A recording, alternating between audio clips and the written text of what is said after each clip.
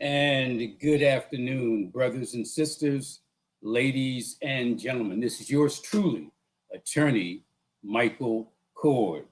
How do I know that? Because it says it right there. Attorney Michael Cord, aka Michael X, aka the angriest black man in America. We have, and I know I say this every time I'm on, but I really mean it this time. We have an extremely important show today. And why do I say that? I say that because there's an upcoming election. And if you look over my left shoulder, you see Brother Malcolm. And Malcolm has made a number of wise and profound statements. Nothing wiser and more profound than change for Black people, change for poor people, change for women, change for the oppressed will come about by way of the ballot or the bullet. And clearly nobody wants the bullet. So we would all hope that we can get this much needed change by the ballot. It's literally a matter of life or death. So if Malcolm was right, and he was, change has to come by the ballot. We got to make sure we get the right people on the ballot. And once we get those right people on the ballot, we got to make sure that we elect them. And when I say the right people, let me rephrase that, the left people. And if you know anything about politics and political science, by the way, I'm a proud alumnus of Cheyney University, have 2 degrees. One is in political science. And I'll never forget what one of my best political science professors said to me. He said to me and the students in the class, hey, you all are now majoring in political science. The first thing you need to understand is what is politics? And we gave what we thought were some deep and thoughtful and intelligent responses, quoting scholars and this and that. And the professor said, all that's good, but it's not as complicated as that. Politics is the matter of who gets what and when. That's what politics is. The matter of who gets what and when. So if you play the political game right, you get what you need. When I say what you need, I truly mean that, because it should be about uplifting the needy. It should be about making change for those who need it. It's unfortunate to me that, and you know, I often don't say this unless I'm strictly in front of a Black audience, but I'll say it now because I need to be candid and honest. It's unfortunate that many Black folks who get elected become placekeepers for the status quo. It's like once these people get in office and leave office, nothing has changed. So the question is, what good are you? What good are you if you get in but do nothing to make it change? A Republican conservative is just that, a conservative, to conserve or maintain the status quo. We need some people of color. We need some white allies, descendants of John Brown in the United States and Joe Slovo in South Africa, a white guy who was Mandela's right-hand man. We need white allies who stand with us. We need Black people to really be Black people, because far too often, Black people, too many of them, and I want to be precise in how I'm going to say this.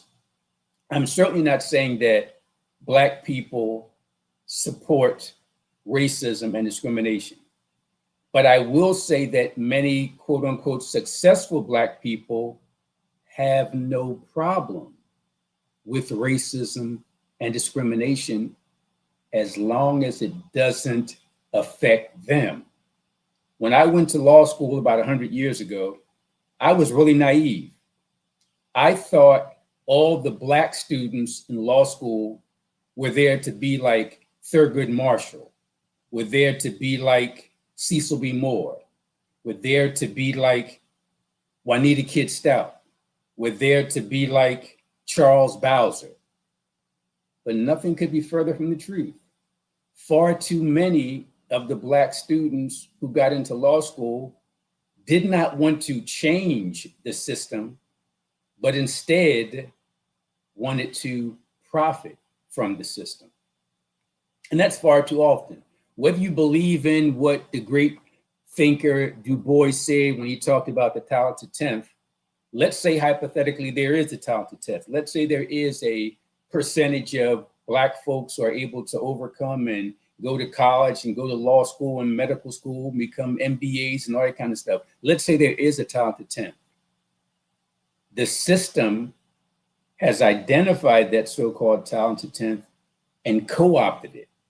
And instead of that talented 10th being the vanguard for revolution, and by the way, as the last poets used to say, Black folks shouldn't be afraid of revolution because revolution is nothing but change. And we've needed change in this country since 1619. In fact, August 25, 1619, in the Virginia colony, with the birth of slavery, that's the first day that we needed change. So we would think that if we got Black people in office in the 1900s and in the 2000s, that there would be some change. Now, I got to be realistic. I must say that Black folks in office, to a large extent, at least haven't pushed us back. But that's no compliment. As I said, far too many Black elected officials become placeholders for the system, for the status quo. And Dr. King fought the good fight in the 60s, and the other civil rights activists fought the good fight. Certainly people like the great Malcolm X, many of these people, Fannie Lou Hamer, and all those folks fought the good fight to get Black people in a position of power, especially the so-called talented 10. Those of us like me who were fortunate enough, based on the blood, sweat, and tears of the ancestors and the elders, were fortunate enough to get into good schools and get into college and go on to law school. Many of us who were able to do that, we got those things. We grasped onto the rings of power. We became city council people. We became mayors. We became governors. We became congresspersons. We became CEOs.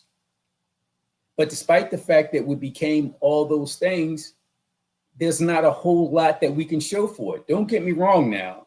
Clearly, there's been some change.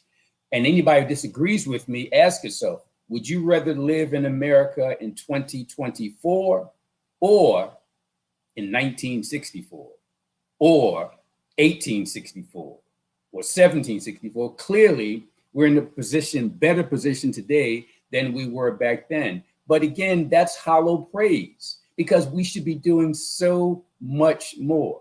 Before we get to our first guest of the day, let me just tell you a quick story.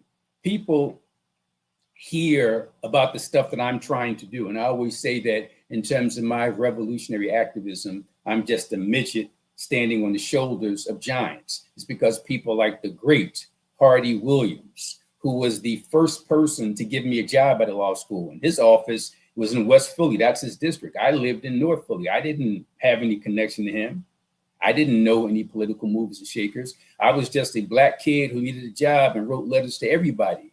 And without him knowing who I was, the great Senator Hardy Williams saw this resume and said, it's a Black kid from North Philly. He's not in my district, but he's a Black kid who needs a job. So when I think about people like that who helped me get to where I am, who handed the baton and I run with it. And then I run into, or I should say he runs into me, the great Charles Bowser. He just picks up the phone one day out of the blue and calls me up and says, hey, Mike Court, I don't know you, but I'm hearing you trying to do some stuff. I'm about to retire. I'd like you to come to my office and pick up where I left off. And for me, that's what it's all about. We need to have Black men and Black women who have succeeded in making change for their community. And then once they get tired and weary and the race has pretty much run its course, you pass the baton to the next generation of revolutionaries.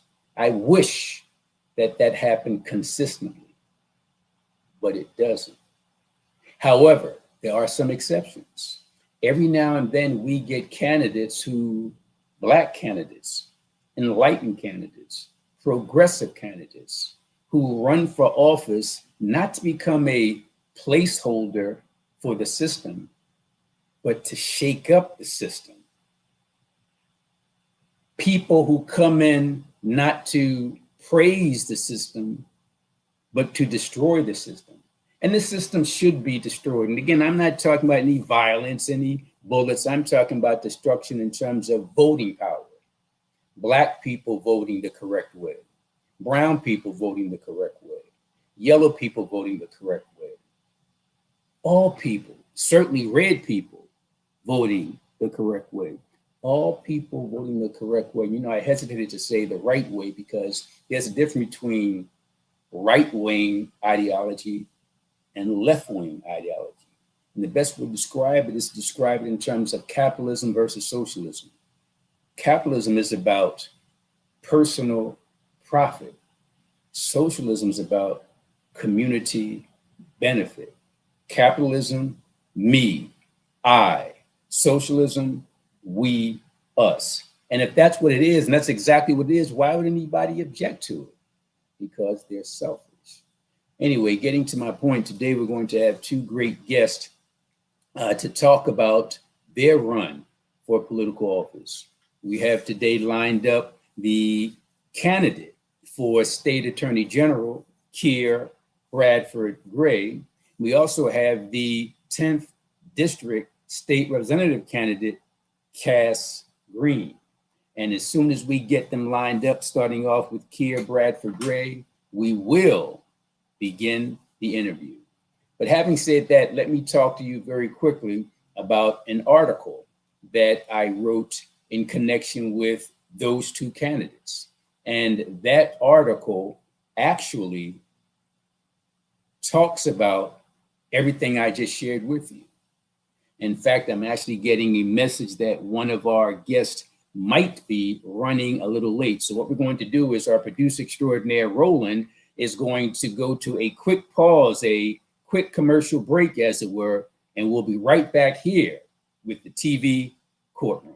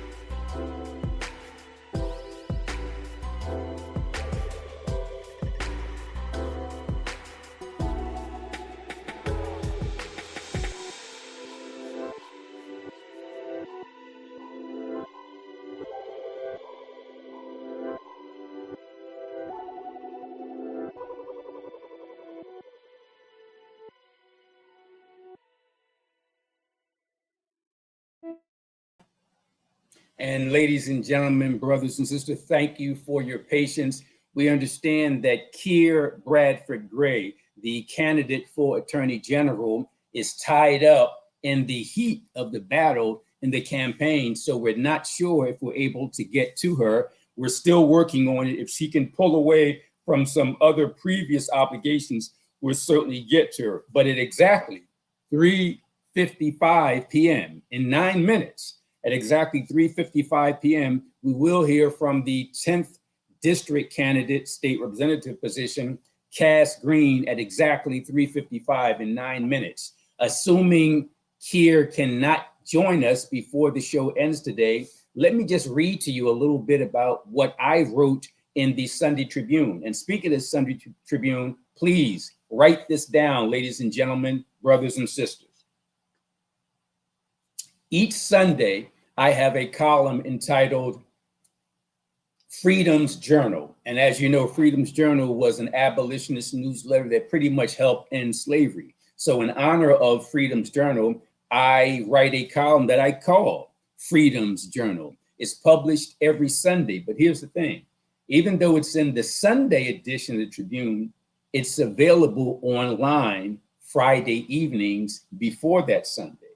So the article that's coming up will be available online at phillytrib.com after 8 p.m. this evening. And our producer, once again, producer extraordinary, Roland, great job. It's right there, phillytrib.com. So beginning at 8 o'clock tonight, go to phillytrib.com, type in Michael, Michael, Coard, that's Coard, and the article will come up. You might also have to write endorsements. So phillytrib.com, Michael Coard, endorsements. And in this article, let me just read a part of it before we get to our first guest in about 7 minutes at 3:55. It goes like this. The article is entitled, My Primary Election Endorsements. And obviously, I'm not going to bore you by reading every single word, every single sentence in this article, but let me just read the pertinent part. And for me, the pertinent part starts off at the beginning. And what's that? That is, why the hell should you even consider my endorsement? That's the first part. So I explain that to people about why they should consider my endorsement. And here's what I write. Why me, you might ask? Who do I think I am, you might ask? Why should you accept my endorsements, you might ask? Well, here's why. To whom much is given, much is required. I have been a trial attorney for more than 30 years, an adjunct college professor of Black history for 15 years, a cultural/political activist since my college days, a radio TV host for more than 15 years, a newspaper columnist for 9 years, and an African descendant throughout my entire lifetime. Furthermore, in the words of the great Congressperson Shirley Chisholm, I am, quote, unbought and unbossed, unquote, because I neither request nor accept money, jobs, grants, or any personal benefit whatsoever from any candidate or elected official. In other words, I have no selfish interest and no ulterior motives. So the reason why I should accept what I say is because anybody who knows me knows that I'm the angriest Black man in America. And that comes from James Baldwin, who, paraphrasing Baldwin, basically said this: to be Black and conscious in America is to be in a constant state of rage. And in connection with that constant state of rage, you got to understand what's going on and do something about it. What we're going to do, and it's amazing how technology works, ladies and gentlemen, but it is what it is. So just as we had to take a quick break a few minutes ago, we're going to take another very quick break and be back in about 30 seconds. We definitely have Cass Green lined up, and we're getting information that Keir Bradford-Grey might be able to pull away for a couple minutes. We'll be right back. TV Courtroom.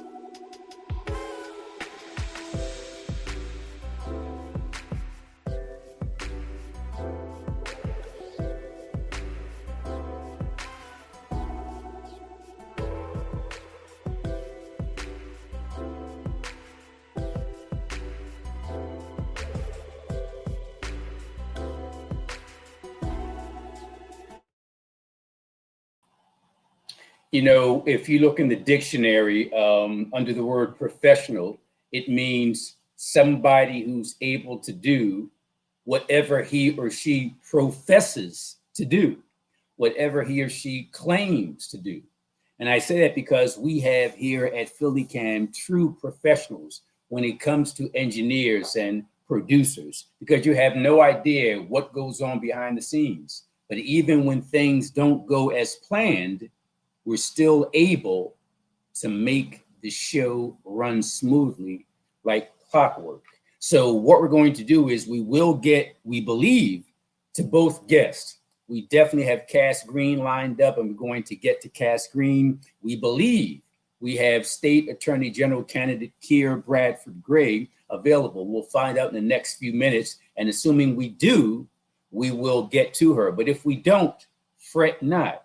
I'll continue to explain to you my article in the Philadelphia Tribune so that you can know exactly what to look forward to in connection with the article that will be available within the next, 2 or 3 hours. But before you actually read that article, you can hear about that article from me.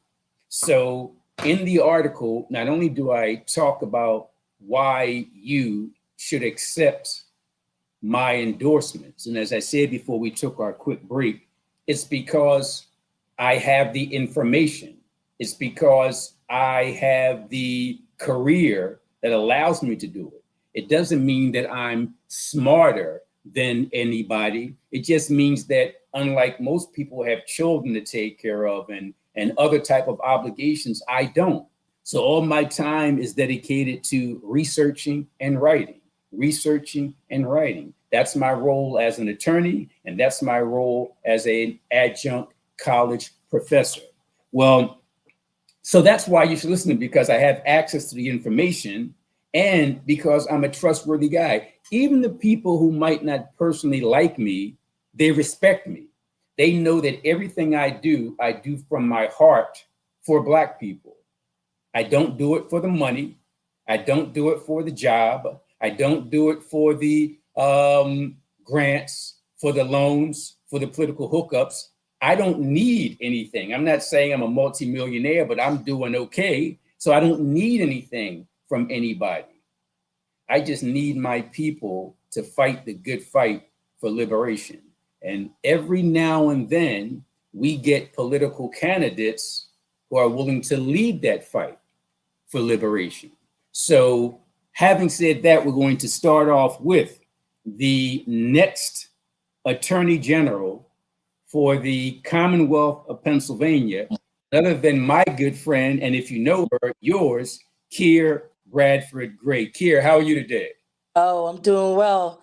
I mean, In look, fact, you're doing better than well. You're doing absolutely great. I told people that we weren't able to get to you early because you're doing 50 things, but you made it clear that among those 50 things, Mike, I got to squeeze in your TV courtroom. I got to talk to your audience. I'm going to put this other thing on hold and get right here. So, Keir, I'm just going to turn it over to you. If you can spend the first 30 seconds or so just talking about your background, your qualifications, and then spend the remainder of the time talking about why should people vote for Keir Bradford-Grey for Attorney General. The microphone and camera are yours. well, first of all, I have to tell you, thank you, Michael Cord. You are always a champion for our community. And I cannot tell you how much respect I have for you because everything you said before this was true. You want nothing but the upward mobility of our communities, and you don't want to keep talking about it. You're going to be about it. And so for me, I have also followed after that same vein.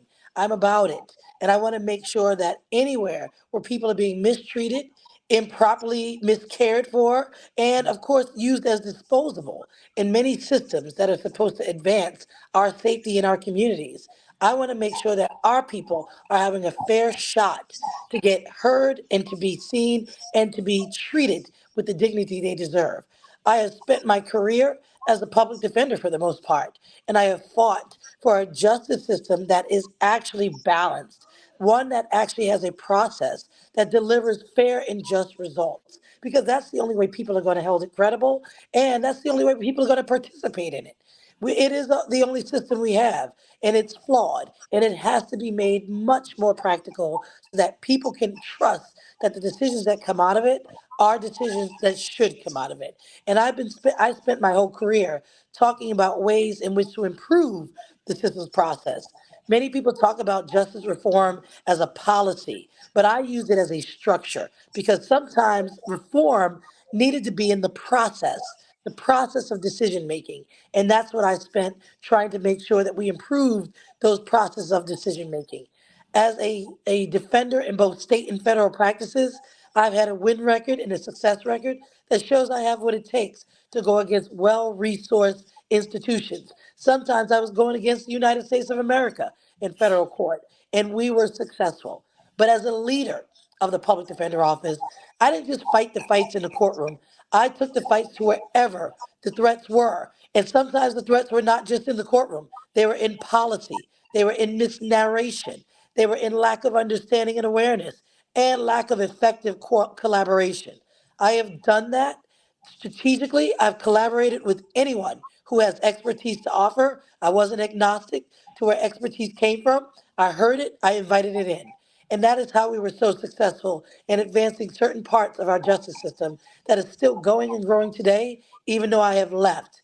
And now I'm a partner at a law firm, and I spend my time doing government investigations, advancing equity in governmental entities. I just did the MOVE investigation where the city of Philadelphia had remains from over 30 years. And I made equitable recommendations about the medical examiner's office and how they are to treat survivors of decedents because many people were not getting the justice they deserved. So that's a little bit about my background. And I Well, let want me to say this. You're so modest and so humble because you could have gone on for about 30 minutes. I'm encouraging people to read my article in the Sunday Tribune. It'll be available online this evening at about 8 p.m. And that way you can find out even more about the impressive resume of the candidate for State Attorney General Keir Bradford-Grey. By the way, in addition to having Keir on, we're going to have Cass Green. We're going to have Cass on at 4:10. So for the next approximately 11, 12 minutes, we're going to be talking to Keir. Keir, thank you very much for being so concise and direct in regard to your background. And before telling people why they should vote for you, what is the job of an attorney general? Many people think that it's a statewide prosecutor. Enlighten people. Right. Thank you for that because that's so critical. We have underutilized this role for so many things that we need in our communities because we haven't understood the role. We thought it was a district attorney on steroids, but we know it's not because if we did, we wouldn't need Act 40 to try to act like a district attorney here in Philadelphia. Unfortunate, we can talk about that later. But what it is a role that level sets the playing field for people. It makes sure that institutions are treating people fairly, that they are not discriminating against people, they are not defrauding people, and they are not harming people. Excuse me. Not only institutions, but also business practices. So I tell people these things. If you care about greater financial security and economic opportunities, meaning banks can't deny you access to loans if you so deserve it, you should care about the role of the attorney general because attorney generals can step up more in those areas and really go after people who price gouge us out of everyday living costs. Insurance companies are doing it all day. Housing renters are doing it all day. And attorneys generals are playing a greater role in that area. If you care about school resource equity, you should care about the role of the attorney general. We have a very unprecedented ruling from the Supreme Court that allows attorney generals to do more to demand more equitable funding into our schools. And I will be using this role to do that because people and kids deserve an opportunity to compete. If you care about healthcare access and healthcare equity, you should care about the role of the Attorney General. We One of all my know, before you go in here, we all know that you're your own woman. You led the Montgomery County Defender Association, Philadelphia. You're chief head of the DEI at this big time law firm. So you do your own thing. But if you could spend just a few seconds letting us know, will you take the approach of, say, New York's Letitia James in terms of how you'll focus on what needs to be done in the Commonwealth of Pennsylvania? First of all, I was just getting ready to say, and I'm glad you segued to that. The two people that I've been watching very much in this space is Letitia James and Keith Ellison. They have been advancing equity and, of course, level setting the playing field for people in major systems that are too large for any individual to fight. So, healthcare access. Insurance companies are denying people with pre existing conditions, whether they're mental health conditions, whether they're drug addiction conditions, and those denials are generally coming from communities of low income and vulnerable communities. And we have left to be stuck with how to deal with some of our issues that are not covered by healthcare. I am going to have healthcare action advocates. So when people are denied or people are feeling that they're not getting the right thing to do, this is just like Keith Ellison is doing. He has people that get on that phone, make sure that we know our rights, make sure that insurance companies are covering people because they're getting state funding to do that. And we're going to make sure that people are treated fairly by having healthcare access and equity. Letitia James has been doing a great job and making sure there's one justice system. And I want to make sure that I follow in that same vein of courage, understanding that you can get it whether you're in the State House or the White House. But she's also been doing things that many people don't know about in the housing space. She's been making sure that people are not being discriminated against when they have housing vouchers by getting a legislative passed by calling it an honest income. If anyone has an honest income, whether it's vouchers or whatever, and they want to move to a great area of the city so their kids have a chance, they cannot be discriminated against because they have vouchers. She's done a lot of these things. But the housing inequities are where both of them have really taught me a lot about how state's attorney general is stepping up. Right now, we got people who are in corporate worlds that are coming in, buying up the properties in neighborhoods, price gouging people out of those rents so that they can't afford it, and it's going beyond the median and average income of that neighborhood. Well, they're doing it unchecked. And this is unconstitutional, not just unconstitutional, this is illegal because it is going against the antitrust laws. Because antitrust means you can't drive up the market unnecessarily so that people can't Mm. compete. That is what's happening. And states attorney generals right now are stepping up and dealing with that issue because there are working class people that can't afford to rent homes for them and their children. This is a crisis. And if you're talking about really providing public safety, we need to provide these stabilities. People can't afford their lives. And it's time that attorneys general stepped up and stood up for the everyday person. Over my left shoulder, many people can see the portrait of Malcolm X. And one of the things Malcolm X would always talk about is, quote, make it plain. Well, he must be talking to you as well, Keir, because you took this convoluted approach that the attorney general has to deal with it, and you made it plain. So we certainly appreciate that. And I'm so glad the way you started off, Keir, by saying that many people think the role of a state attorney general is to be a DA on steroids. That was the perfect framing because that's what many people think, but you broke it down. So, Keir, based on what you told us, now, beyond your own expertise, why should somebody vote for you? Yes, because as I just described, the Attorney General is a defender.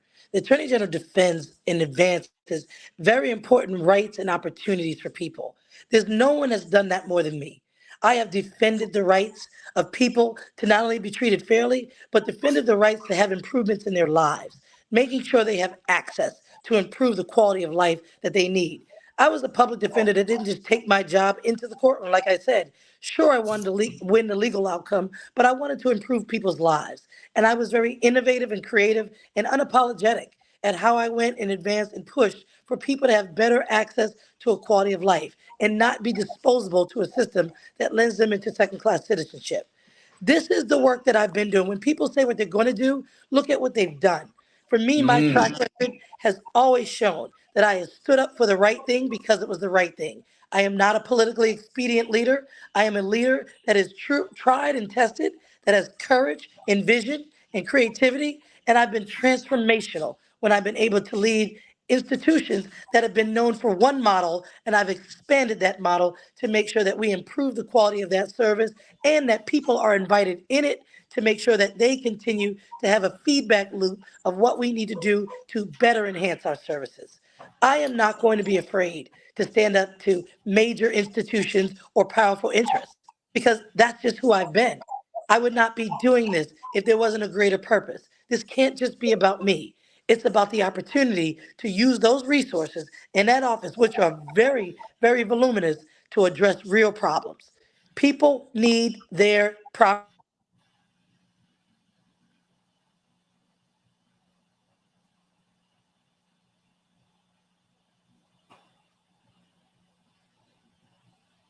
We can't hear Keir. She might have been muted.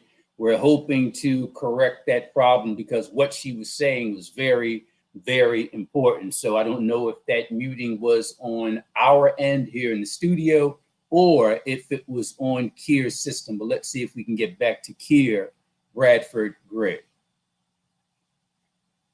And we can see Keir, we just can't hear Keir.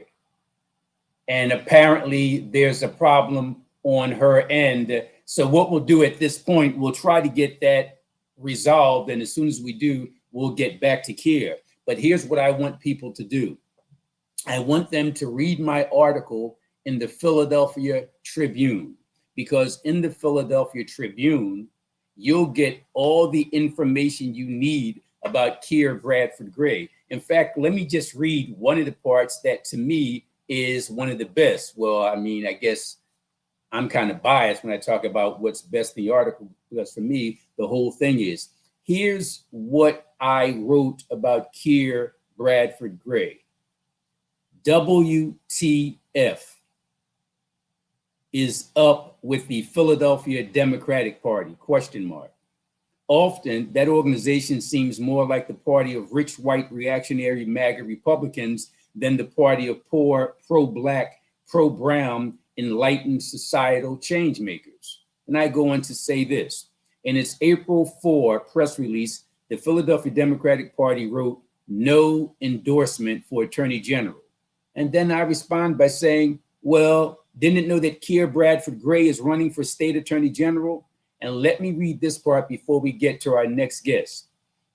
Keir Bradford-Grey is objectively, and that's the key word there, objectively, the most qualified candidate for Pennsylvania's top legal position. You want proof? Here's proof. She is currently chair of the Diversity, Equity, and Inclusion Committee of Montgomery McCracken, which is one of Philadelphia's largest and most prestigious law firms. She was the chief defender at both the Philadelphia County Defender Association and the Montgomery County Defender Association. She co-counseled the official municipal inquiry into the investigation of the police bombing of Move and of an entire Black West Philadelphia neighborhood. She got a historic acquittal for innocent Michael White in a high-profile murder case. She was selected to the 2024 Best Lawyers in America White-Collar Criminal Defense list. She was included in the Philadelphia Magazine's 76 Most Influential People in 2020 and State of Pennsylvania's Power 100 People in 2017. In addition, she was a WDAS media station Women of Excellence Award recipient in 2019. Moreover, she is the co-chair of Philadelphia City Council Criminal Justice Reform Committee and is a Community Legal Services Board member. And now I write this to close it out. Keir Bradford-Grey is the only woman, is the only Black person, is the best qualified candidate, and is from Philly. So why is the Philadelphia Democratic Party not endorsing her? I'm not saying it's because of racism and sexism. Well, on second thought, yes, it is. I'm saying it is because racism and sexism, based on her superior qualification, is the only reason for them not endorsing her. And there's much more. If you want to read the much more, simply go to phillytrib.com. That's phillytrib.com. Read my endorsements and get information about all the candidates. In addition, the ballot question. Big shout out to our producer extraordinaire, Roland, once again. He put it up there, phillytrib.com. And also, this is critically important, Google the name Keir Bradford-Grey. Go to her website and you'll find out much more about Keir Bradford-Grey. That's spelled Keir Bradford-Grey, Grey. Google that name, follow my lead, my guidance, my request, and be like Mike. Let's all support and vote for Keir Bradford-Grey. By the way, if any other candidates running for office want to spend some time on TV Courtroom, just contact me and we'll try to work out an accommodation so that everybody could have an equal voice to the extent that we can provide it. Having said that, I'm talking today about candidates who are lined up not just to be placeholders for the status quo, but to come in and shake things up, a revolution, a progressive revolution. Having said that, I want to introduce to some of you and reintroduce to others of you Cass Green, the candidate for state representative in the Commonwealth of Pennsylvania from the 10th district. And those of you who are tuned in, you're obviously one of the potential 350,000 TV households that tune in to TV Courtroom. That's 350,000 local TV households that tune in to TV Courtroom. And by tuning in to TV Courtroom, you get a chance to hear people like Keir Bradford-Grey. Unfortunately, on her end, maybe due to weather, there was problem in terms of hearing, but don't worry about it. Just read that fully trib article, find out more about Keir Bradford-Grey, go to her website, Keir Bradford-Grey, and get more information. Having said that, as I pointed out, we're going to talk to Cass Green, the candidate for state representative of the 10th district here in the Commonwealth of Pennsylvania. In regard to Cass, I had heard a little bit about her months ago, and people who I respect, progressive voice in the community, said, "You don't know Cass? If you don't know Cass, you must not have been doing what you claim to have been doing." And then I dug deeper and I'm like, wow, this is the real deal. So without further ado, my new good friend, Cass Green, candidate for state representative in the 10th district. Cass, how are you today? I'm doing great today, this Friday afternoon, Michael. How are you?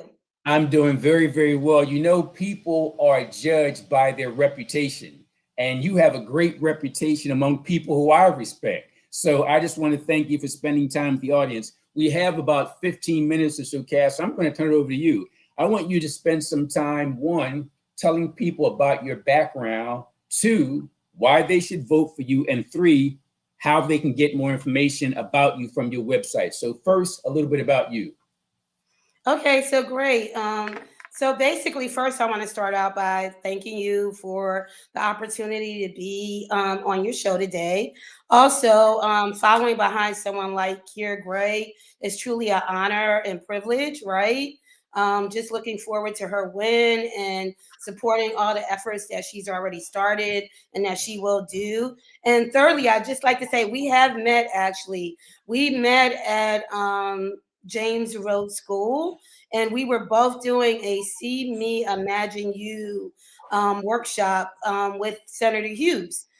So we actually interacted on the same floor, and I followed you, or we were behind each other in classrooms. So we did meet before. Little did I know I was going to probably be running for state rep again in PA's 10th district. And basically, I'm a community organizer. I'm a resident of West Philly. I'm a mother of two, but I have a village of many children and relationships in the West Philadelphia and Philadelphia community. I've been doing community organizing for about 20 years, but my actual career started in Philly. I worked at University of Penn for 27 years in various departments, working my way up. I also identify as an artist. So I eventually worked at Institute of Contemporary Art for 17 years, where I was their building and business administrator. During my tenure there, I actually met through a faith-based organization, my mentor, William Wallington, who asked me to help him start a nonprofit. And that nonprofit is called Mill Creek Community Partnership, which was founded back in 2005. Reverend Curtis has since departed here physically about 11 years ago, but the legacy and the vision still continues through the partnership in the church.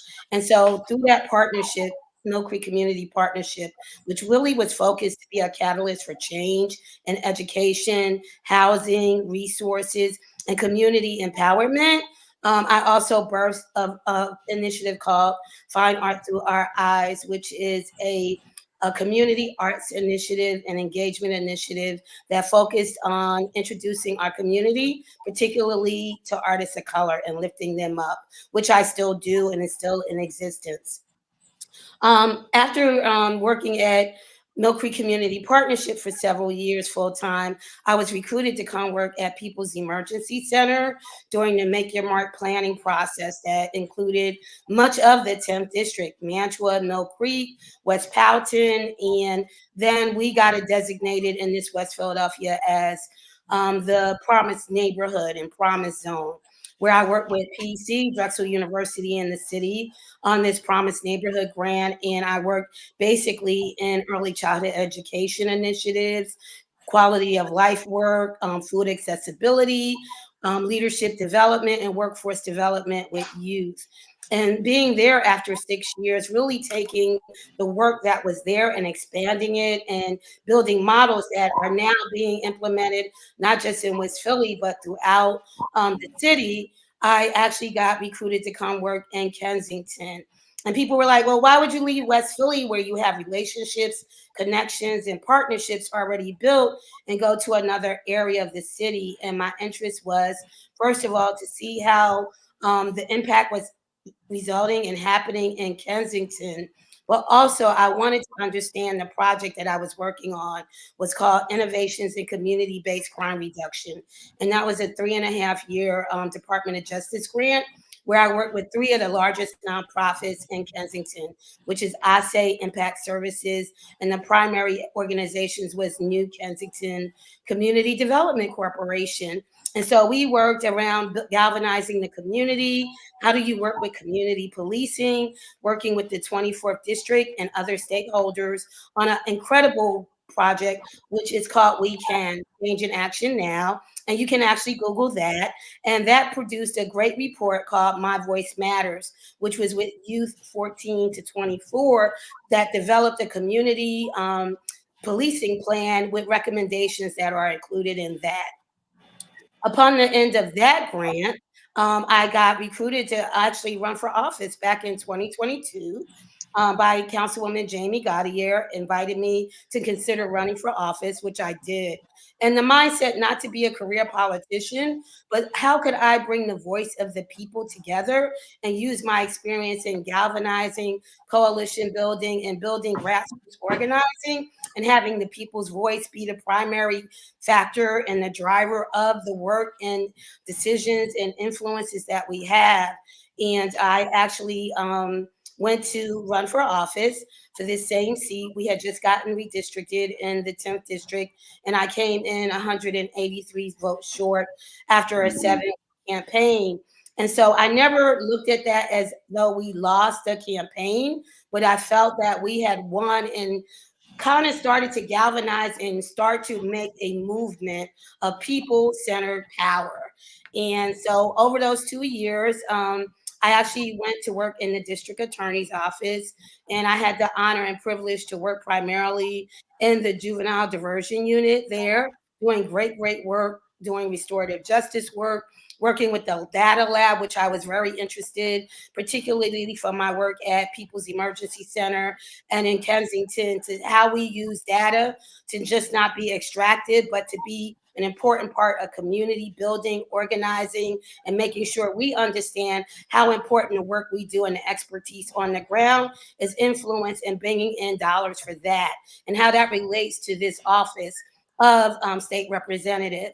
And so, I was in the DA's office, also working in victim services, finding ways to get more money introduced into our community. And one of those projects actually just got launched. It's called the CoLab, which will be in 4 communities, which includes West Philadelphia and the 10th District. And it's a 2-year grant, which will be for $2 million, about how data and community intersect and bring the wealth and the prosperity to the community, and not just from a institutional perspective. And so, I decided to run again in this race, which we're doing extremely well. But it was really centered around, how do I work with safety, housing, and all of these factors that have contributed to us not being able to be the source of our own power. And how do we grasp that back from a community perspective, and wanting to be in that space with community and use the relationships that I've already garnered with particular legislators who are progressive in the Philadelphia community, but also in the Harrisburg community, and use my expertise and background to build coalition, partnership, collaboration, and cohesion in a space that is interconnected, so that it's not top heavy, but it's all cohesive and it's actually working from all perspectives of community. So I'm super excited to be here today and looking forward to furthering this conversation. You know, it's great hearing all that important information. I jotted down a few things. One of the last things you mentioned is you used the word progressive. And for me, that's critically important because those in the community that oppose a progressive ideology have no idea what it means to be a progressive. Let me just read this part of my article, then I'll turn it back over to you. I explain, Cass, why I'm endorsing you, and here's what I write. My main reason for endorsing Cass Green is that she's a progressive. By the way, for those who do not know, the term progressive is defined in the Merriam-Webster dictionary as a person who advocates for political change and especially social improvement. In practical terms, it's best described as a left-leaning type of liberalism. And by left-leaning, I mean the opposite of right-leaning reactionism.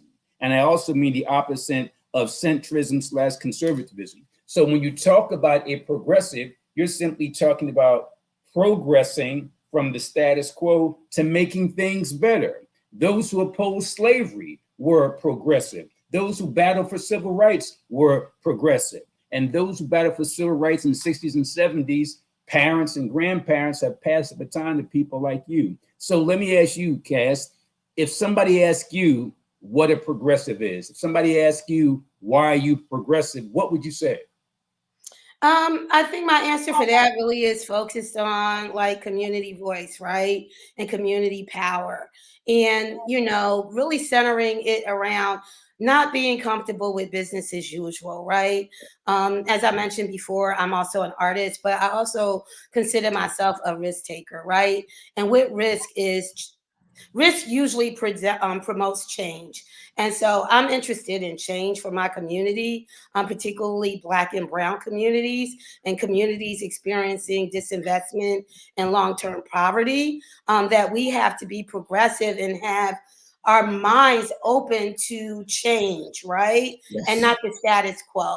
And in Yes. order to do that, we have to sometimes go against the system, right? And Yes. so, I'm committed to, my life in this work, and even me running for office is not so much of me centered around being a career politician, but not sitting back on the sidelines and watching us potentially run into like criminalizing like poverty and all of these things that have preconceived us getting to this place of us not being able to be active participants in the evolving of our communities, being able to experience more of the benefits. I look at our communities rich in benefits, and we need to benefit from the change in the resources that are coming to my community, our community, right?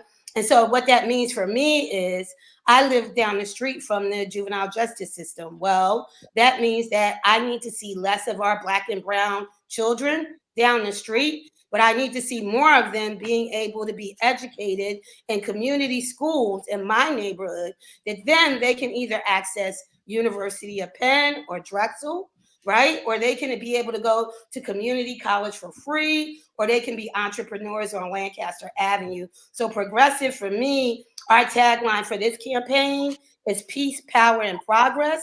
And that's making it not just a tagline or this thing we chant, but a reality we're working to experience, not just today, but tomorrow, and in terms of building legacy back out for our community, so that all the work, sacrifice, and intention that was, experienced in the 50s and 60s is not sleep, but totally woke.